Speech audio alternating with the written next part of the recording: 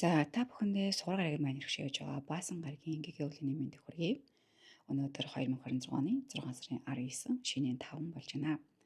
За өнөөдөр анхаарах ёстой жилтэнгүүд маань болохоор морь жилтэнгүүд маань илүү анхааралтай бай. Өнөөдрийн энэ өдрийн маань ээлтэй өнгө нь шар, ягаан, ногоон өнгө байгаа.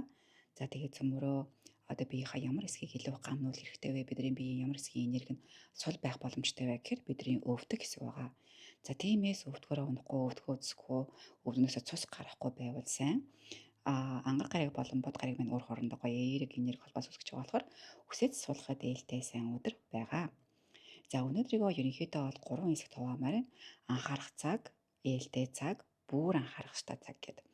За тэгэхээр нэгдүгээрт тийм ээ одоо өдрийн 2:30 хүртэл бид нар анхаарах ёстой цаг маань явж байгаа.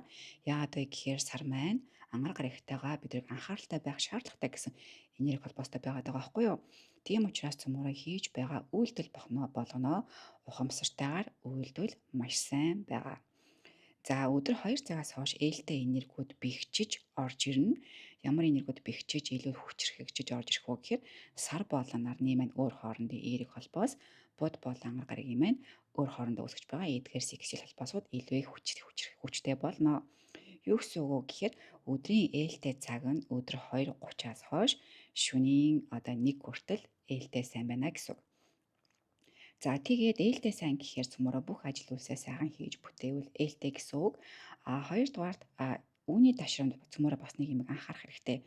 Одоо хэд хоногийн өмнөөс яваад байгаа штэ дэлхийн банк гараг болон одоо суур гараг маань өөр хоорондоо тий анхаарах хэрэгтэй энерги холбоостой байгаа гэд нөгөө гарч болзошгүй гэдэг байгаа штэ бидний санхүү, бидний гоо сайхан, бидний одоо харилцаан дээр тийм гутаа энэ энерги чинь суларч байгаа.